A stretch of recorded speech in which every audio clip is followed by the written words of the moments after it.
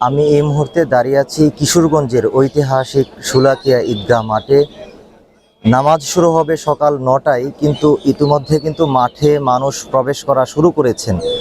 বিভিন্ন এলাকা থেকে আগের কাতারে স্থান পাওয়ার জন্য মানুষ বসেছেন।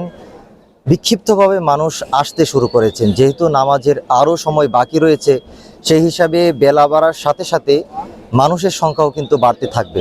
বিশেষ করে শোলাকিয়া ঈদ জামাত উপলক্ষে বাংলাদেশ রেলওয়ের পক্ষ থেকে দুটি স্পেশাল ট্রেন সার্ভিসের ব্যবস্থা করা হয়েছে। একটি হচ্ছে ভৈরব থেকে ছেড়ে আসবে কিশোরগঞ্জে এবং অপরটি ময়মনসিংহ থেকে ছেড়ে আসবে কিশোরগঞ্জে। এই দুটি ট্রেন এখন পর্যন্ত আসেনি, সেজন্য মানুষের যে উপস্থিতি সেটিও কিন্তু এখন খুব একটা বাড়েনি। এই ট্রেনগুলি আসার পরেই কিন্তু মানুষের উপস্থিতিও বেড়ে যাবে। এবং এছাড়াও কিন্তু এটি যেহেতু ঈদুল আজহা, কুরবানির নানা আনুষ্ঠানিকতা থাকে, সেই হিসাবে কিন্তু দূরবর্তী যে মানুষজন আসেন সেই মানুষের সংখ্যা খুব একটা হয় না। আশপাশের এলাকার যারা মানুষ আসেন তারা এই মাঠে নামাজ আদায় করেন।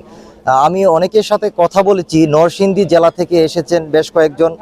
তারা বলেছেন যে এই মাঠে আসার জন্য তারা গত রাতে তারা ঘুমাননি, ভোর 4টার সময় তারা বাস যুগে এই মাঠে এসে পৌঁছেছেন। আমি নরসিংদী চরমরজাল থেকে আসছি। চরমরজাল থেকে আসছি 14-15 বছর আগে একবার আসছিলাম, নামাজ পড়ে গেছি অনেকদিন। এরপরে মাঝে কিছু আসতে পারে গ্যাপ গেছে। তবে কালকে থেকে আজকে আমি আলহামদুলিল্লাহ ঘুমাই নেই, আসার জন্য আসলাম। বাড়ির কাছে ঈদগাহ মাঠ আছে, এই মাঠে শোলাকিয়া মাঠ আইছি নামাজ পড়ার জন্য। মনের টানে সব বেশি পাওয়া যায়, লাইছি এর থেকে আমাদের বাড়ির কাজ করাম। টানা ৭মবারের মতো বেস্ট টিস্যু পেপার ব্র্যান্ড হিসেবে স্বীকৃতি পেয়েছে বসুন্ধরা টিস্যু। এবং তারা এই মাঠে অবস্থান করছেন। এছাড়াও বিভিন্ন স্থান থেকে মানুষজন এসেছেন মূলত এই মাঠের টানে। এই মাঠের ইতিহাস যদি বলি, 1828 সালে সর্বপ্রথম কোনো এক জামাতে ১৬ লাখ মানুষ একসাথে নামাজ আদায় করেন। এরপর থেকেই মূলত ১৬ লাখ থেকে শোলাকিয়া হিসাবে এর যে পরিচিতি সেটি কিন্তু সারা দেশে ছড়িয়ে পড়ে।